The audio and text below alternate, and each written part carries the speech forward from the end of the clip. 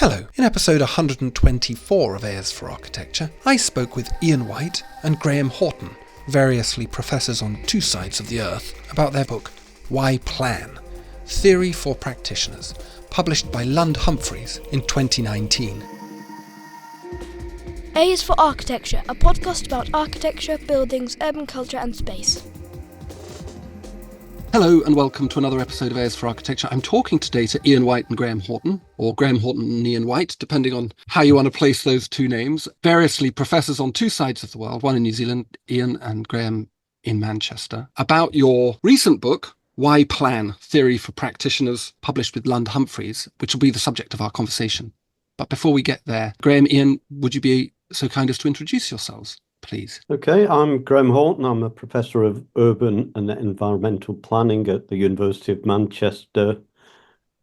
And now over to Iain. Hi, I'm Iain White. I'm a professor of environmental planning at the University of Waikato in New Zealand. And Graham and I used to work together, which is one of the reasons why we know each other and write together.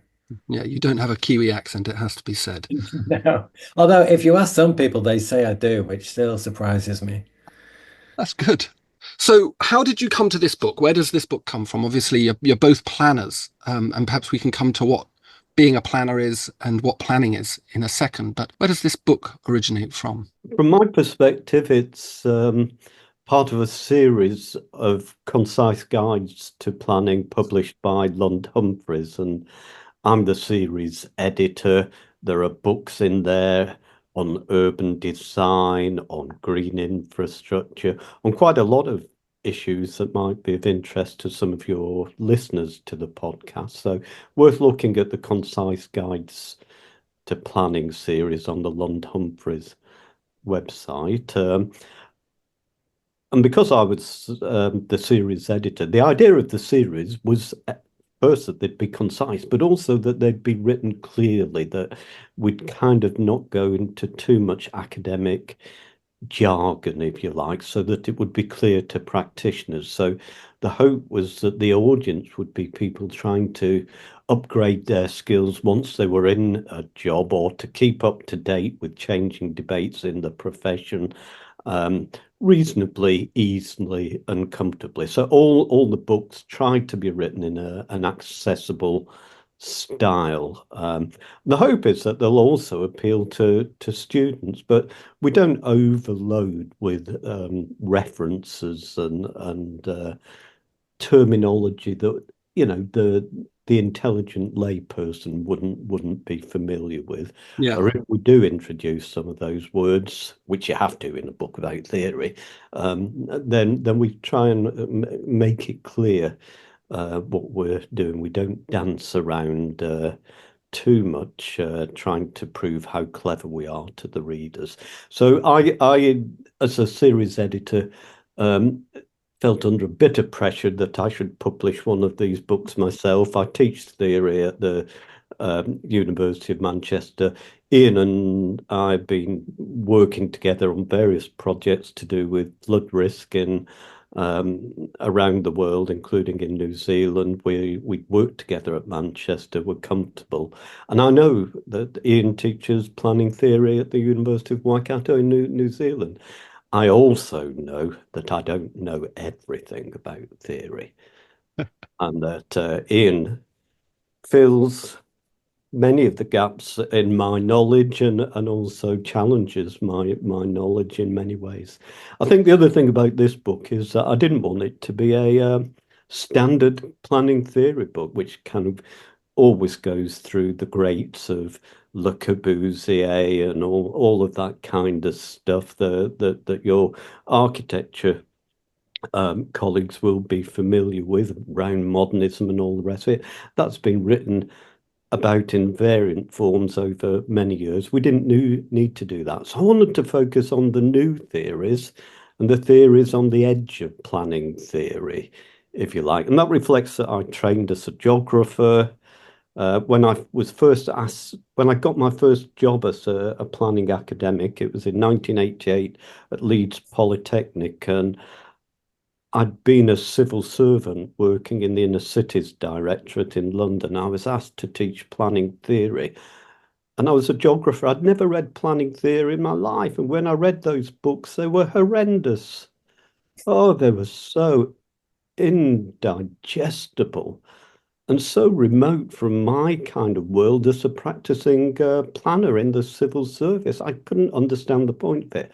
And my boss, Peter Roberts, very kindly said, Graham, planning theory is whatever you want. Teach what you're interested in. So I taught about spatial divisions of labour, Doreen Massey's work, David Harvey's work. I even did labour market theory. So I taught planning theory as if it mattered to the kind of world that I was living in and interested in. So I didn't do standard planning theory other than as a quick first 2 weeks. This is the broad landscape of what planning theory has been. And then you get into the detail. So this is meant to be a very different book in that sense to a history of the thoughts of the great and good of planning academics over many years. That's been done. It's there. It doesn't need to be rehashed by us. Is that fair, Iain? One thing I'll add to that is because we both teach theory, you sort of you realize it's challenging for the students to pick up in the form that it's generally written. And so the chapters, we set ourselves a limit of 1,000 words, which is actually really challenging to introduce a theory, talk about its main concepts and ideas, talk about its potential use and potential critique in 1,000 words.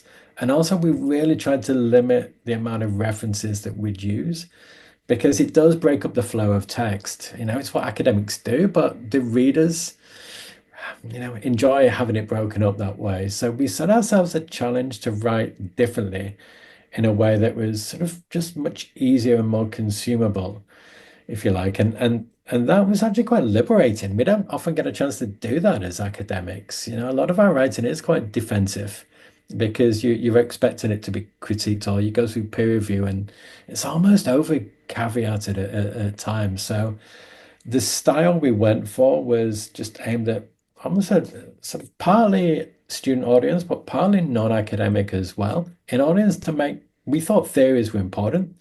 They matter. They're out there in the real world, whether you acknowledge them or not, and they're influential. But being able to spot them is a real core skill for the practitioner in order to argue against things. Because a lot of public policy we see, whether in the UK or elsewhere, is related to ideology, which governments in power, or which politics are prevalent at the time. So that was part of the thinking too, is to just that idea of accessibility was on our mind at all times with the length of the chapters and the style. And it does read like that. I mean, it's a very beautifully written book. I mean, beautiful is probably a strong word to use in relation to planning theory. No offense, but it is very clearly and elegantly written, and I enjoyed that a lot. There's a lot in what you said. I'm very interested, Graham, in this idea of wanting to do something to do with the applied theory rather than the rather obtuse modernist theories that, yeah, as you say, so much has been written of, and peculiarly enough, we still reference, particularly in architecture, I think, reference, as you say, the work of people like Le Corbusier or Ebenezer Howard or Patrick Geddes, which seems remarkable considering it's 100 years ago. I mean, Le Corbusier is literally a century old. But I like this idea of the application of it, almost in a way, it seems to me to be subverting what we would understand as pure theory, finding a theoretical position which is applied. But at the same time, Iain, you stress the importance of theory. And it's a kind of interesting tension to me. On the one hand, we need to be on the ground thinking beyond theory, and on the other hand, we still need the theories themselves. Yeah, I think some of that is when I came into a university planning department for the first time, I was surprised to find a separate module on theory because in geography it tends to be in every module. You introduce the relevant theories for social geography, urban geography. But in planning, it was a requirement of the professional institute, the Royal Town Planning Institute, that there was a strong planning theory strand within any course that they were prepared to accredit. And most planning schools deal with that by having a distinctive planning theory module that runs separate too. And in some ways, that's maybe liberating for other module leaders doing more practical skills around design and so on, that they can draw on what they know students are going to be taught in planning theory without having to repeat it. But the reason why the Planning Institute requires that, it's the planners got a reputation, particularly in the 1960s after the comprehensive redevelopment schemes, for being aloof, for not listening to other people, for jumping in, and actually being social engineers. That hurt.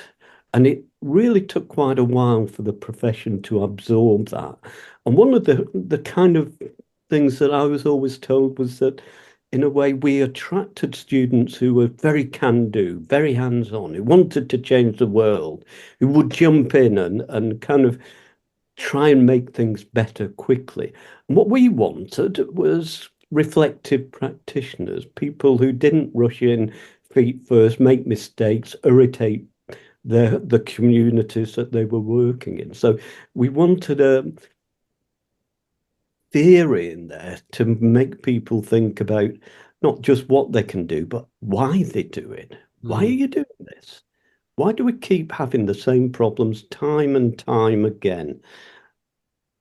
What are the systemic issues that are underlying our practice? And theory allows us to dig under the surface to do that. So in a way, that's why theory became quite important within the academic discipline of planning. Iain, you might have a different trajectory into that. I think one of the ways I think of the book is there was a moment when we were writing it, when we did this, we had this big sheet of, I think it was A3, and we just sketched all these ideas about, oh, we'll do something on this, we'll do one on this and one on this. And I think we got to about 30 and we thought it's already getting a bit big. And we reduced it to about, I think it's about 20 or just over 20 in there now. And we started to think of it and doing that range of theories. I think it helps to then, how we then describe it is almost, theories are like putting a pair of sunglasses on. You just see the same thing differently. Once you get, this is how a Marxist theory might see this problem, or this is how neoliberal might see this problem, and then you just put a different set of lenses on to see the problem. And the idea is it really helps your analytical skills, because planning as a profession has a long history of mistakes. And, planning disasters was like a famous book. And particularly in the 60s, when we didn't really understand the nature of the reality that we were dealing with, and we thought planning was sort of apolitical, technical exercise. And so thinking about all these different theories that influence, we just think it makes you less prone to those kind of errors, and may sort of lift the profession and allow it to win some arguments internally. So that was part of the thinking too. I mean, and that sounds quite grand in a way, that we're trying to influence the profession, but that's part of the thinking, is that theories are out there. They're being used, even if they're hidden, and being able to spot them is part of a core skill. What are the key ideas that are, or the ideologies which are underlying this, which lead to logical planning rationalities or approaches or outcomes, which affect what we do and how we do it? And so that was part of the thinking too. Thanks. Graham, you talked about our practice, and I think probably useful to understand what the practice of planning is. That's at the heart of it, really, for me. What is it? Where does it come from, particularly in relation to this book? So, I mean, obviously, we don't want a long history of urban planning from, I don't know, the Rift Valley on, but certainly in the late modern period. What are its origins, and what does it do? What are planners charged with overseeing? It's interesting in a way, because people would often think of planning and planners as state bureaucrats, but actually, I think over half of my students at the University of Manchester go into private practice. So planners are in a lot of consultancies working with architects providing the detailed knowledge of the regulatory system. So planning is multifaceted, and it does different things in different contexts. It's both public and private. But certainly in its current manifestation, it is basically a regulatory system overseen by the political process. And planners in private practice can come up with detailed master plans and all the rest of it. But for them to be accepted by the state, they need to go through a process of scrutiny and ultimately approval by politicians in local government or in national government. So it is a part of the political system. It's one of the things we try and teach our students, is that planning is not a technically neutral process. It is inherently political, and we have to meet the needs of the politicians who've been elected by the general public within a democratic system, and hope that they're somehow we come up with better ways of regulating markets to ensure some of the really negative outcomes of the past. We think of Victorian slums and so on. But then more recently, you can think of permitted development rights in the UK and how they've been used to convert former commercial properties into residential properties without the kind of degree of scrutiny that the normal planning process allowed. And well, that's produced work by Ben Clifford at UCL in particular has shown some really modern day slums being put in with inadequate space standards, inadequate lighting, just the very basics. And that's a kind of reminder that if you remove planning and that degree of scrutiny of the development process, then things can go badly wrong, and they affect people's lives, their well-being, their standard of living, their mortality, their life expectations. It's fairly brutal out there. If you don't get planning right, then people will suffer. So planning is dealing with the construction of the framework into which built environment development sits, and it works at the scale of the regional and urban, all the way down to levels of illumination within rooms. Is that the scope of it? Building regulations have a similar regulatory function, and they will deal with some of those issues. But planning, I was looking at a planning application recently that was rejected by the planner, and the reason given was that they were trying to put a new standalone household, if you like, into the cellar of a small 3-bedroom semi, and it was rejected by the planner because there was inadequate space, there was inadequate light. In my view, it would have been a modern day slum. But there was an architect out there who was willing to put their name to those plans on behalf of the developer and submit it for planning approval. And you just think, there's a disconnect there between the planning profession, the architecture profession, the building profession, but also the aspirations of that local community that nobody was very comfortable with that kind of development. Now, that's a very small micro scale example of how planning can operate to try and ensure some basic minimum standards in the quality of the built environment. But it doesn't do it on its own. Architects are important in this. Urban designers are important in all of this. The built environment professions in general all have a role to play. Planning is a regulatory apparatus of the state. It can be more imaginative than that when it wants to, but at the end, it gets its power through its regulatory role and the powers of enforcement.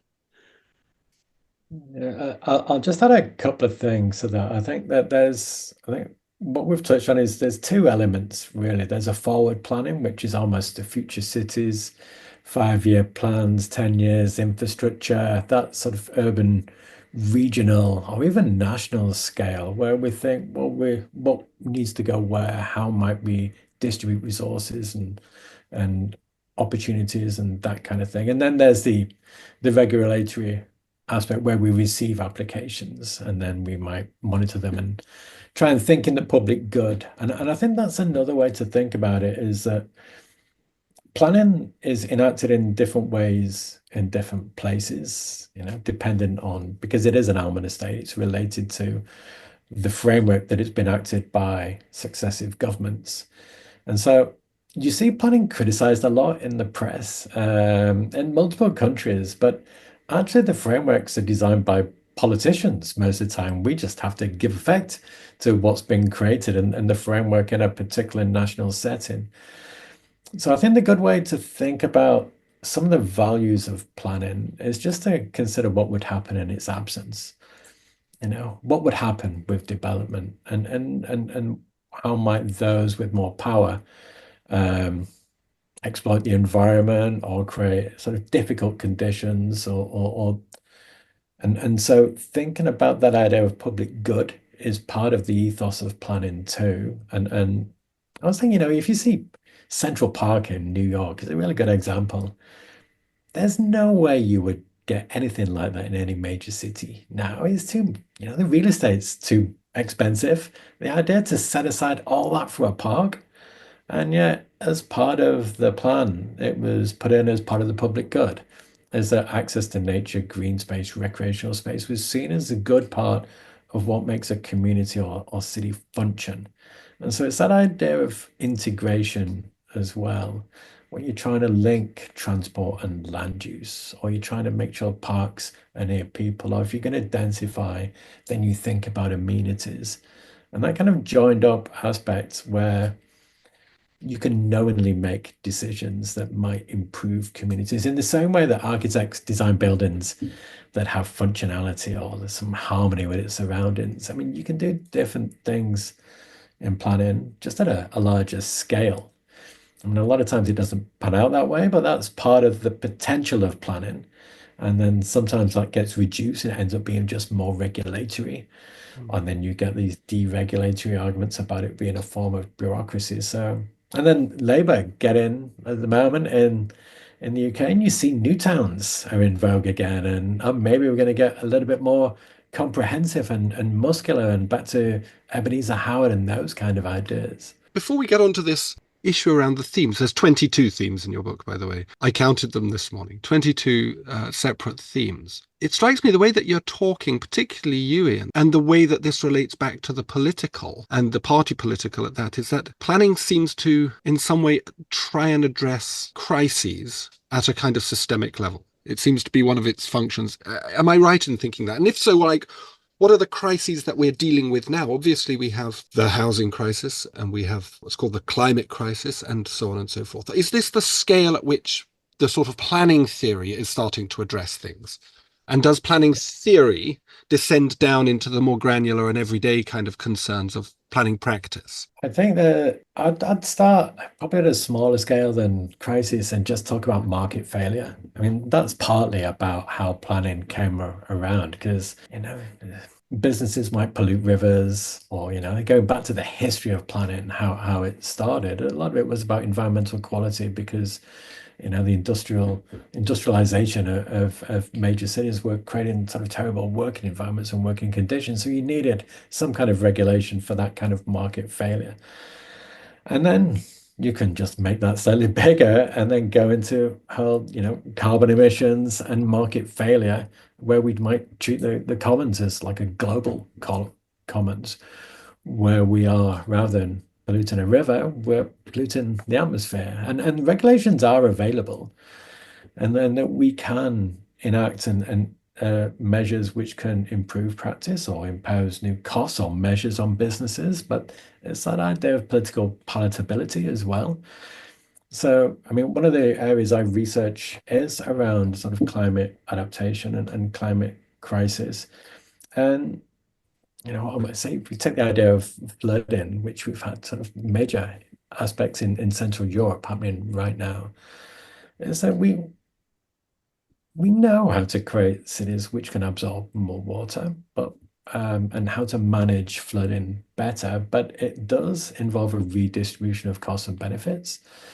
And you might need to redesign cities to absorb or store water, which involves a reallocation of space. And what's your political appetite to change existing spatial patterns? We've talked a lot so far around managing new development, but most of our existing cities are there and they've been developed. And how do you change what's already there? And that's one of the big issues within planning, is that we've only got a lot of control over what's going to happen, not what's already there, because of private property rights and other freedoms which we give to people. And so you've got less scale to change existing built form, which means it's difficult to adapt to changing futures as well. And then the housing crisis is a similar aspect, is that planning gets blamed a lot for the housing crisis, but planners never built a house. They just create land which is available to be developed on. And it's up to the market in order to give, to turn that resource into an asset for someone to buy. And there's a rate as which the markets will sort of absorb housing and deliver it, particularly when we have the nature of the major house builders, and it relates to interest rates and all those kind of things. So there's limits on planning's power, which means it's difficult for us to achieve what it could do with regard to some of the crisis, because it just doesn't have the mandate. A good way to think about it, I think, is, and I do this exercise with students, is where should planning powers stop? The example I use is, research says that if we have smaller fences in between houses, people get on more, there's a bit more social connectivity. And so should we have a law which limits fence height? Yes or no? And half the class say yes and half say no, because it betrays what you think is about wider things than fences, about your ability to do things on your own property or privacy, and what is the role of the state to intrude in what you want to do. And I think that limits of planning is a really interesting question that might be related to the idea of market failure and crisis too. I think planning. Ian's usefully kind of highlighted in his last two responses the limits of my earlier comments around land planning as a regulatory function. It is both strategic, doing strategic planning, thinking ahead in 10, 15, 20, 25-year phases about how you regulate land and the uses that you put land to. And that's where you can get some really interesting things around new towns, but also setting aside land for parks, making sure that houses aren't built in flood risk areas where we know that climate change is coming and that there will be more and more susceptible floods into the future. So in a way, planning is trying to achieve something for the common good, but restricted to land markets by and large. So when you look at what politicians say about planning and what it can do, it's apparently everything. Climate change, obesity. There isn't much that planning can't do if you listen to these people, but it's a very indirect relationship. Planning can't, at the moment, it's all around economic growth and productivity and how you stop planning getting in the way of that. But that's really, it's a red herring. That's not really what planning is meant to do. It isn't about generating or denying economic growth. It's providing the land that's suitable for development in the appropriate places that work best for society as a whole. So the statutory purpose of planning in the UK is the pursuit of sustainable development. And that was only introduced within the last 20 years. There was no statutory purpose to planning before that. It was whatever the politicians wanted. But of course, that kind of definition is slightly ambiguous in itself, because what is sustainable development? It's about balancing economic social and environmental goods, if you like, to ensure that we achieve the best of all worlds in this, the best of all possible worlds. And of course, that can't be done. And what planning deals with in many cases is the notion of trade-offs. That if we want more factories, more jobs, then there will be less space potentially for parks and so on. And somehow you've got to balance all of these things. If we put in new housing, then we may lose some green fields. What is the balance? How do we decide that? And planners can't decide that on their own. They have to go and talk to their communities, work with their politicians, and come to a solution that is hopefully acceptable to most people. But again, it raises a lot of issues about if there are trade-offs, if there are always going to be winners and losers in planning, who gets to decide it? And it can't be planners. We can inform, we can help decision making, but ultimately the decision making has to be through the political process in order to be acceptable to people in a democratic nation. It's a remarkable kind of identity for a profession, isn't it? Not dissimilar, I suppose, in some ways to medicine, to the production of healthcare or education, which both seem to be intimately linked to the political process, but in a way even more dependent, because obviously in medicine, the objective is very clear: get people better or give them a good passing. Whereas in planning, it doesn't seem like you have any capacity to extricate yourself from the political discourse. And it works on a totally different timescale. Obviously, you talked about 20, 30-year plans, but obviously we go through this kind of fevered electoral cycle every few years, which can lead to huge shifts. You've mentioned Brexit. We've obviously just elected a Labour government who've come in with different ideas to the previous administration. So of these 22 themes, and they're terrifically interesting, and they overlap, and the text connects them as well, and it does it quite usefully by highlighting the common themes. Where one theme mentions another, you can get this highlight, so you can kind of work your way through it. And you've got, as you mentioned, neoliberalism and Marxism. We've got issues around participation, resilience, so on and so forth, and all very kind of central themes and clearly elucidated. I picked out 3 in my notes to you, and Iain, I think it was you that suggested we don't talk about assemblages, but instead talk about postpolitics, which I'm very happy to do. And I was reading that again this morning, enjoying that kind of discourse, because I hadn't realized kind of what that meant. But I wondered if we could start off with this idea of soft space. Graham, I think you've written extensively on this notion of soft space, and there's a phrase in there that you use called trans-regional imaginaries. Oh, blimey, I don't remember writing that. But yeah, the idea of spatial imaginaries is something I've been writing about as well over the years. So soft space of planning. If you think about planning as a regulatory function of the state, most plans are operationalized at the level of the local government. The local government has to approve the plan for its area, and therefore it can't tread on the toes of the next door area, and that can create boundary effects, if you like. And you can do that by duty to cooperate, that neighbouring authorities are required to talk to each other. But what Phil Almendinger and myself began to realise, particularly looking at the Thames Gateway in the east of London, was that there was a new kind of generation of what we called soft spaces that almost always involved multiple jurisdictions, often not the whole of a local authority, but bites out of 4 or 5 to create a new space.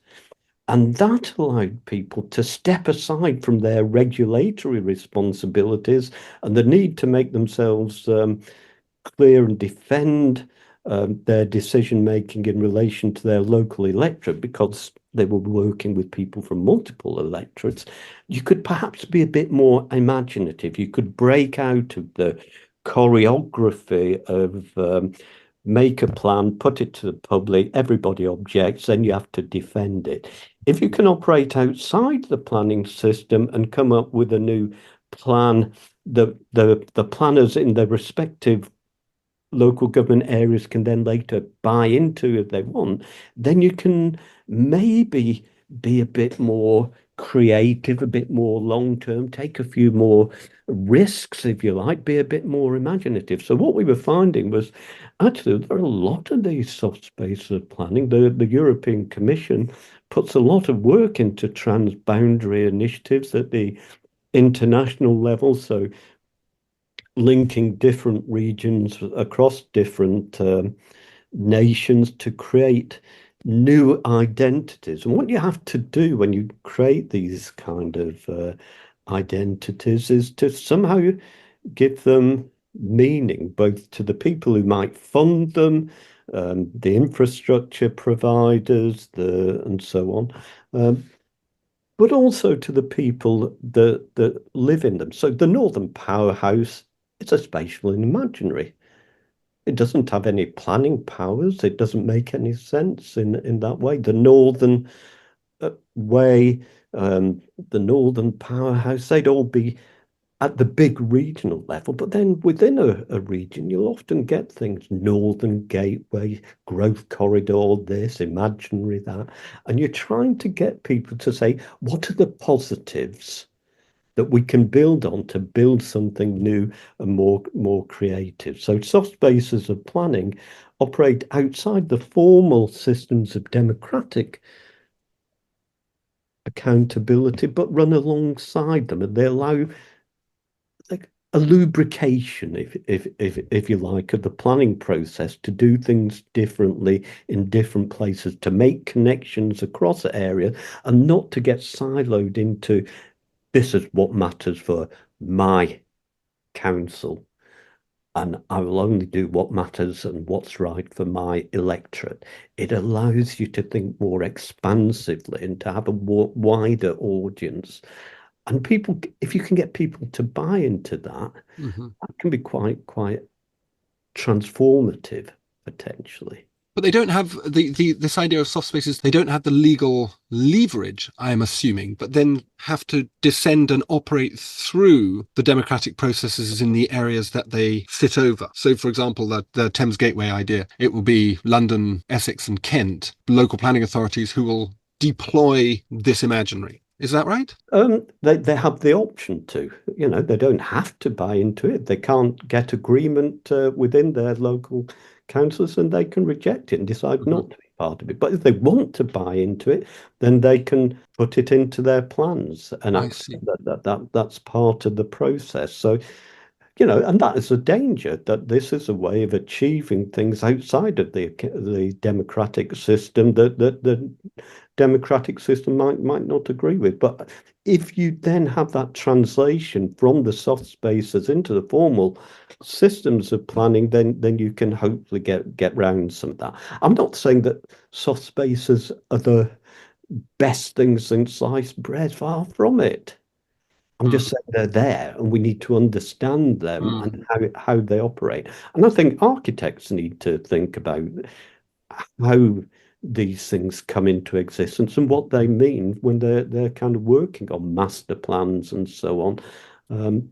Because many of the bigger master plans that are being produced are, from my point of view, they're a form of soft space, of a spatial imaginary. I think of the Northern Gateway to the north of Victoria and Manchester, a new kind of development space that the city council are trying to open up for new investment. It's now called something else, but there are lots of these kind of initiatives around. Got the Northeast Growth Corridor connecting Bury, Rochdale and Oldham in the Greater Manchester Spatial Framework. And of course, that doesn't mean very much to your average punter. So it's been rebranded as Atom Valley. It's now about trying to create advanced manufacturing with higher skills for better jobs for that area that formerly was known as cotton mill towns, then became known as a deindustrialized zone that was struggling to create jobs. Now they're creating a new spatial imagery of what they want it to be and how it could be something different. And it's not a bad example, actually. Sorry, it just came to No, mind. no, it's a really good example, and it feeds into that kind of the complexity that planning from the outside, it seems that planning has to deal with, which is, for example, in Manchester, you have this host of extraordinary university producing incredible technical and knowledge. And it seems to me to be a way of, particularly around AI and new technologies, which Manchester leads on, seems to be a way of kind of actually sort of spatializing the social potential that these universities, which are in themselves global imaginaries, delivers for the town. I think one of the ways I think about it is there's a lot of problems with boundaries, particularly old boundaries that might be hundreds of years old, which Mm, is our administrative boundaries, really. And if you think about how the world works, you've actually got functional boundaries, which might represent labor markets or mm, how people, within the 10 regions of Greater Manchester, actually they cross boundaries all the time. And so this new spatialities allows you to better represent maybe how the world works or how things flow over boundaries.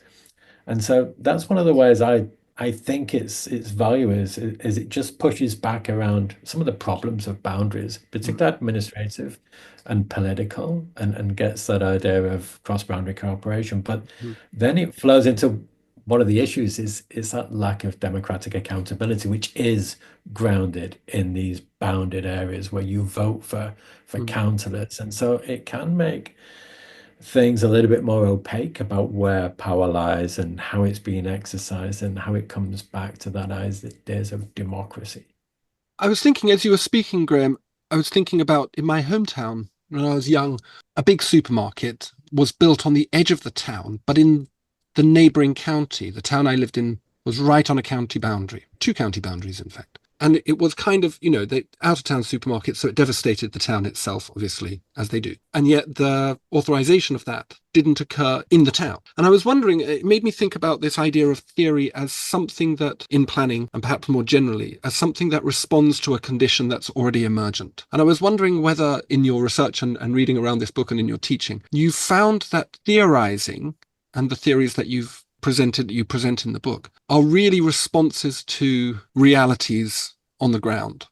That when we look at Marxist interpretations of space, what we're doing is saying, here is a space, I will apply this lens. As you said at the beginning, Iain, it's like putting sunglasses on. So I guess my question is, does theory precede or follow reality in a way? And are there clear examples where a kind of theory has been confected that then becomes deployed in significant ways? Yeah, well, I think to a certain extent, theories sometimes can make reality. You would argue that some of Patsy Healy's work around collaborative and communicative planning of new ways of trying to engage with communities in the planning process by bringing them, giving them the knowledge to be able to debate with planners on an equal footing. Really important in remaking planning. You could argue that soft spaces sometimes remake planning, that it's an idea that in a way we all came from observation of Mm, what we were seeing in Thames Gateway. Also there were new regions being created in the Wales spatial plan created by the new Welsh government. We were finding soft spaces in Ireland around Cork and the way that they were engaged. This wasn't just unique, but actually since then there's been a huge outpouring of work, particularly by European planning academics, that has fed into the European Commission and how it thinks about creating transboundary regions. So at one level, in a way, we inadvertently, I think, have helped change practice by highlighting what was happening, trying to understanding it, not just as a separate theory, but through different theoretical lenses, using neoliberalism, using post-politics, and other kind of theoretical insights to understand what this phenomenon that we were observing was. But that phenomenon was always out there. The first time I met a planner was in my first year of my PhD, and the chief planner from Humberside was invited into the geography department at Hull University. And he started putting on one of those old overhead projectors, a series of acetates of different boundaries. The water companies, the drainage boards in Humberside, the electricity, all of these different utilities had different boundaries. And as he piled up acetate on top of acetate, he began to show that it was just a big black mess. But he said that's what planning does. It coordinates the different geographies of different institutional actors, and they don't all respect the boundary of what was Humberside. And Humberside, of course, is itself a spatial imaginary of the product of the 1977 local government reform. But this notion that there were multiple geographies was then taken by Doreen Massey and her colleagues at the Open University to look at the Southeast. And what they were discovering was that the Southeast wasn't a singular thing. It meant something different to different people. To a haulage company, they had their own geographies of how they understood it. The water companies, 3 or 4 of them operating in the Southeast, had. And they talked then about relational geographies as well as territorial practices. And so this bringing together of relational thinking about how different processes and boundaries and ways of operating come together, but then how planning, in a sense, has to provide a territorial solution for a particular region. So you kind of, it opens up how you think about space and about the existence of multiple geographies and the way that the regulatory system tries to deal with that. And that has changed over time. And I would say soft spaces are a new way of trying to cope with that institutional complexity and boundary overlapping that the planner in the 1980 was telling us about in the Department of Geography. In talking about soft spaces, you've mentioned this idea of the post-political, and there's a suggestion that of Iain's that perhaps this is one of the themes that we might want to talk about, because you've again done quite a bit of writing about this, and that seems to me to be very key.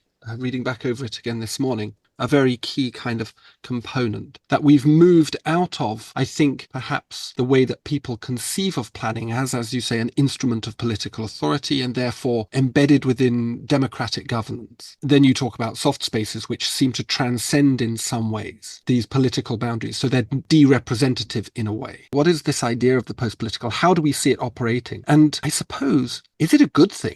Yeah, well, I'll start with this one, because I was teaching that this morning, so it's pretty fresh. And part of the way that I introduce it to students is just sort of cast your mind back sort of 100 years or so about just the nature of political debate and the things that were being discussed, around 100 years ago, sort of really big issues around and around politics and the nature of states and the role of government. And you look at what the scope is, what's the real differences between sort of Labour and the Tories around now? It's actually quite narrow. It's a lot narrower than it used to be.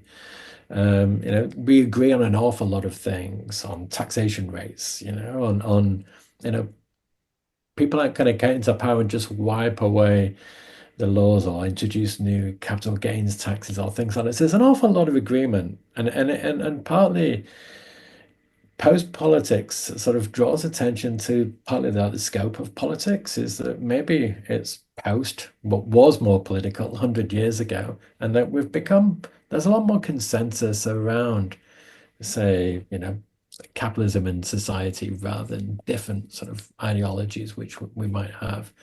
And so when you think about that idea of consensus, you think about who might have power there and how we actually allocate power. And a lot of it is in expert working groups or technical accounting practices, cost benefit analysis. And you start to think, I mean, one of the precepts of post-political condition is that we tend to give a little bit more power to some of the practices we use rather than opening up the scope of politics to take more of the sort of bigger issues. But I think one of the other ways to think about it is you talked earlier around, does the theory sort of help shape reality or does it help explain it? And I think this is one of the ones where it's got explanatory power. So if you look at, I think when you had about 10 or 15 years ago, we had sort of protests around the 1%, and we had the Arab Spring. And they were could they were how do you explain things like this sort of appearing? And partly is that perhaps some of the things they were protesting about weren't represented in mainstream politics. So the nature of politics was much narrower in scope than it could be. And so um, in a post-political sort of world, you can't restrain politics forever, and then it will emerge. And Mm, whether it's in formal settings within the ballot box or democracy or on the streets, because that's all you've got. And so you can only suppress politics for a certain amount of time before it emerges again in new ways. And so the idea of post-politics, I think, just lets us look differently about what's up for debate in our normal politics system.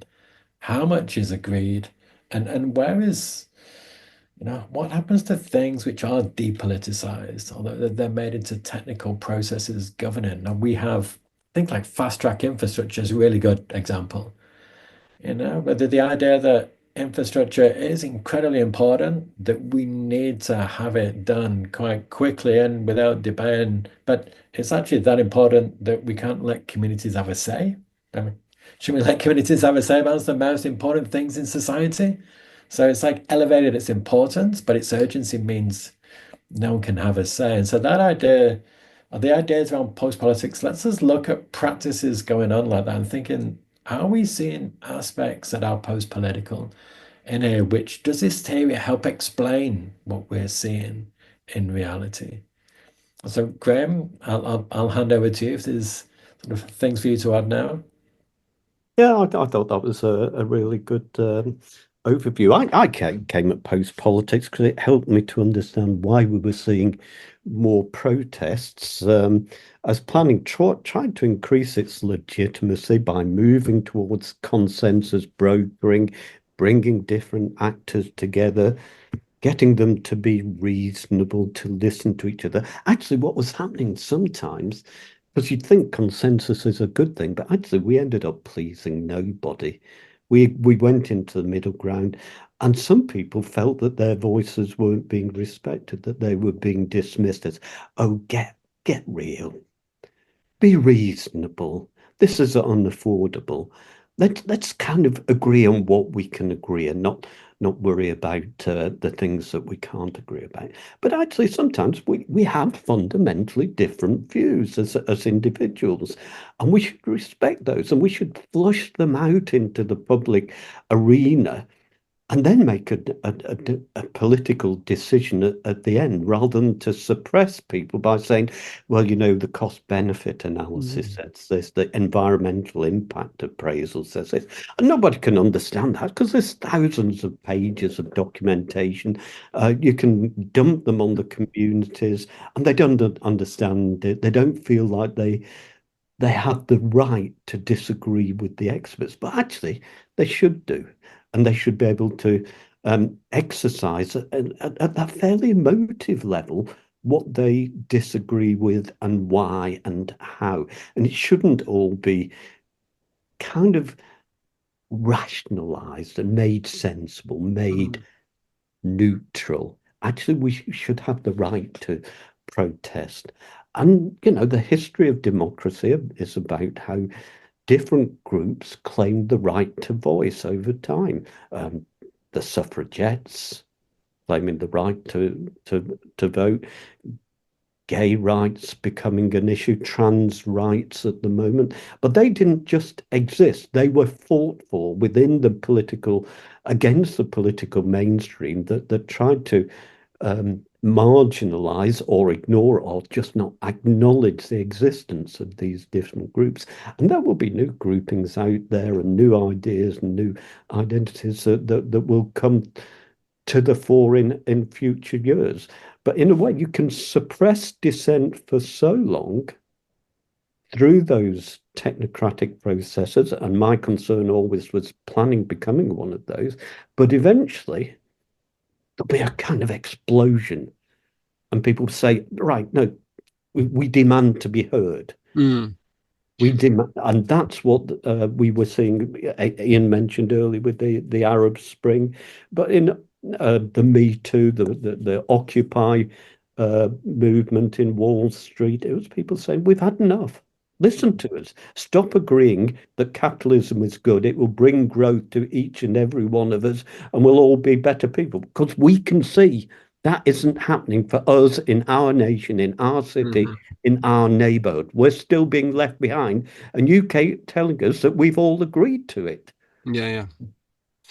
I want to finish on one last question, which is a bit of a challenging question, which is planning too weak? And I ask this because in your discussions around the post-political, there is this idea that, for example, insurgent practices, particularly in things like architecture, are used as a way to facilitate the post-political. So we move beyond planning as a kind of device of the state which can determine new towns, the new Milton Keynes or whatever it is, Harlow Newtown, Wythenshawe or so on. And now we're into this area where, to all intents and purposes, neoliberal economics seems to have the whip hand.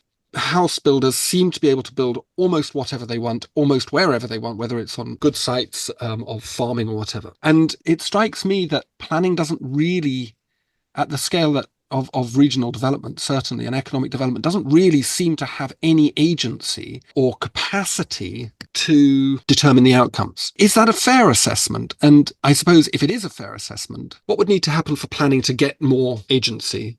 And what role does theory have in that process? That's a lot of questions, all bundled into one. Take your pick. No, it's a great question. I'm always wary of giving too much power to any group in society. We've got a long history of messianic planners and old school planners who thought they knew best what to do for other people. I don't want us to go back there. We've got messianic architects as well who How claim dare you? going to change the world. We're all going to be more sustainable because one particular architecture practice now knows how to greenwash its proposals in a way that appeals to funders and investors and regulators. So I don't want to give that much more power to planners. I want us to plan better for the long term and more creatively and not be reduced to just rubber stamping decisions. So I want us to be able to flush out areas of disagreement, of discontent, so that we can have a proper political debate about our priorities as societies, and every society will be different. So I want us to do planning differently, more, and be a bit more creative and more long term. And I don't want us just to be facilitative. I want us to be able to put forward our own visions as being informed expert views of what a master plan could be, but one vision amongst others. Communities should be funded to come up with their own vision for their own area. We're not the only people who can plan. Architects can produce master plan, urban designers can do, well-organized communities can do, private developers can do. Hey, let's not claim a monopoly on what makes a better city, a better countryside, but let's open things up to have proper debate where we can be imaginative and come together, and also to disagree sometimes. Nothing wrong with disagreements. I love the French idea of citizen juries and coming together to deal with emotive issues. An assembly of maybe 100 or 1,000 people becoming more expert in an idea and then giving advice to government. But they don't make the decision. Governments take decisions, and that's rightly so, because we can kick them out. The problem with architects, the problem with planners doing all these things is you can't kick them out if they make a mistake. They just retire to a very nice house in the countryside and live happily ever after. I think that's probably my cue. I think one thing that I think Graham touches on, which is really important, is that if you look at, I mean, maybe over the last 20 years, maybe even 30, the predominant debate in planning is it more or less? And do we need less planning to have more efficient markets, for example? Because planning does distort how things happen. But it's not. I think one of the things we'd like to do is move on from this idea of more or less, which is just this impulse that can go with regard to whichever political party's in at the time, and just this doing it differently, and being, I think, less technical and more aspirational would be one of the aspects I would highlight. And I think one of the jobs of planners is to try and show the future possibilities of what we could have if we make better decisions. There's something potentially quite aspirational at the heart of planning, I always think. I mean, we don't necessarily operate in that way, but I'd like us to think on different timescales, this idea of 2030, 2040, 2050, what might that look like? And to create these new, using some of our data, our evidence, demography, trends, technology, and so on, to try and paint a picture of different potential trajectories or ways of developing, and to use that as a way to have, to open politics around the kind of futures that communities might have. Because a lot of it is very short term. It's like 1-2 years, you get a new political party, you change it, and then a lot of it is where we enact policies or regulation. And that's, if we're not being as future focused, then we're not going to respond to some of those crises that you referred to earlier that are coming down the track. And I think that's, if we bring planning back right to the start, it's the art is to plan, to knowingly go into the future with an idea of what you're doing and where you want to go. And that's partly how I see it, is I quite like us to be more future focused, rather than actually be a process of managing development as development applications. Fantastic. That's a great point to finish on. Thank you, Iain. Thank you, Graham. It's been a real pleasure. Thank you. Thank you. Thinking of a master plan, because ain't nothing but sweat inside my hands, so I dig into my pocket while my money's spent, so I dig deeper, but still coming up with lint, so I start my mission, leave my residence, thinking, how can I get some dead presidents? Hold on a minute, Eric B. and Rakim. I hope you're only talking about Benjamins. In any case, I too am now thinking of a master plan. Thank you to Graham and Iain for taking the time to speak with me. It was very generous, and I enjoyed it a lot. Please see the podcast description for links to the book and to their professional profiles, and thanks for listening.